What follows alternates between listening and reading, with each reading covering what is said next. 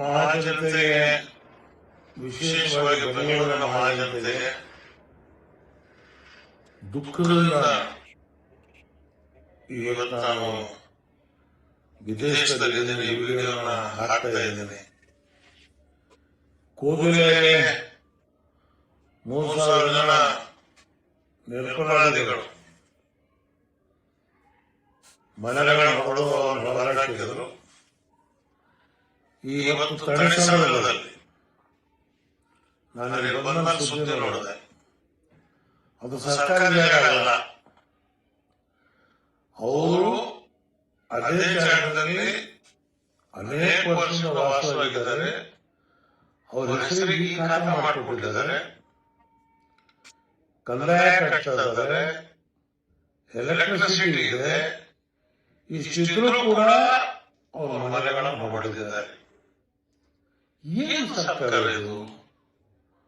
ನಾನು ಕೂಡ 50 ವರ್ಷದಿಂದ ರಾಜಕಾರಣದಲ್ಲಿದ್ದೀನಿ. ಯಾರು ಕೂಡ ಈ ರೀತಿಯಾಗಿ ಏಕಾಏಕಿಯಾಗಿ ಬಡವರ ಮನೆಗಳನ್ನ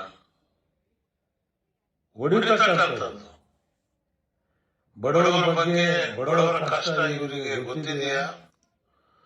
ಸತ್ತೋರ್ನ ಸಂಕಟ ಎಂಬರವರಿಗೆ ಗೊತ್ತು ಅಂತ ಹೇಳೋದಕ್ಕೆ ಒಂದು ಮನೆ ಕಟ್ಟಬೇಕಾದ್ರೆ ಇವರಿಗೆಲ್ಲ ರಾಜಕಾರಣದಲ್ಲಿದ್ದಾರೆ. ಪಾಪದ ದುಡ್ಡು ಬರ್ತಾ ಇದೆ, ದುಡ್ಡಿನ ಬೆಲೆ ಇಲ್ಲ, ಮನೆ ಬೆಲೆ ಇಲ್ಲ, ಜಾಗದ ಬೆಲೆ ಇಲ್ಲ. ಇವತ್ತು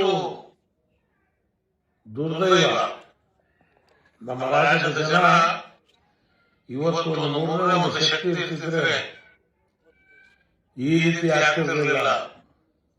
ಬಿಜೆಪಿಯವರಿಗೆ ಇರ್ತಕ್ಕಂಥದ್ದು ಒಂದೇ ಚಿಂತೆ, ಹಿಂದೂ ಮುಸ್ಲಿಂ. ಇದು ಬಿಟ್ಟರೆ ಬೇರೆ ಸಬ್ಜೆಕ್ಟ್ ಇಲ್ಲ. ಬಡವರ ಬಗ್ಗೆ, ಬಡವರ ಮನೆನೋ ಯಾಕೆ ಕಣಿಸಕ್ಕೆ ಹೋಗಿಲ್ಲ? ಒಂದಾದ್ರೂ ಬಿಜೆಪಿಯವರು ಹೋಗಿ ಮಾಡೋ ತಪ್ಪು ಅಂತ ಹೇಳಿದಾರ. ಅದರ ಲೆಕ್ಕ ಆಗ್ತಾ ಇದ್ದಾರೆ. ಮುಸಲ್ಮಾನರು ಎಷ್ಟಿದ್ದಾರೆ, ಹಿಂದೂಗಳು ಎಷ್ಟಿದ್ದಾರೆ? ಆಯ್ತಪ್ಪ, ಮುಸ್ಲಿಂ ಮನೆ ಹೊರಡಾಕಿದ್ರು, ಅಟ್ಲೀಸ್ಟ್ ಹಿಂದೂಗಳಿಗಾದ್ರೂ ಮನೆ ಕೊಡಿ ಅಂತ ನಿಮ್ಮ ಬಾಯಾಗ ಬರಲಿಲ್ಲಪ್ಪ. ದುರ್ದೈವ.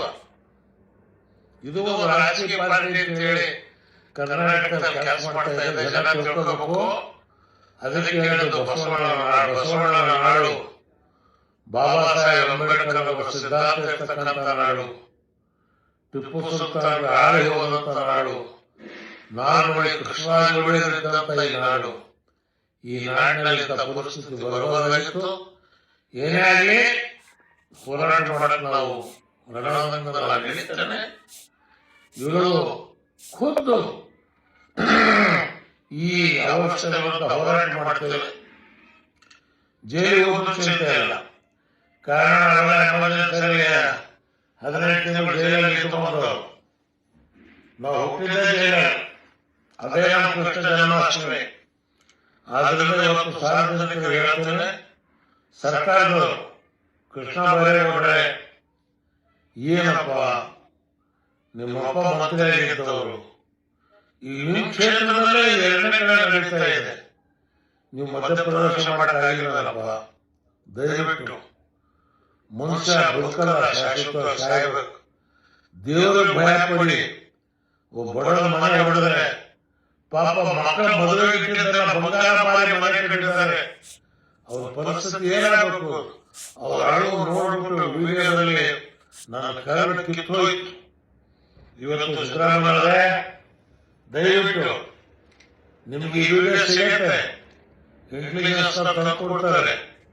ದಯವಿಟ್ಟು ಈ ನಾರ್ಮಲ್ ಹತ್ಯೆವನ್ನ ಏನು UP ಬುಲ್ಡೋಜರ್ ಅಂತಿದ್ರು, ಇವತ್ತು ಕರ್ನಾಟಕ ಬುಲ್ಡೋಜರ್ ರಾಜ್ಯ ಆಗಿಬಿಟ್ಟಿದೆ. ಇದನ್ನು ನಿಲ್ಲಿಸಿ ದೇವರು ನಿಮಗೆ ಒಳ್ಳೆಯದು ಮಾಡ್ತಾರೆ. ಜೈ ಹಿಂದ್, ಜೈ ಕರ್ನಾಟಕ.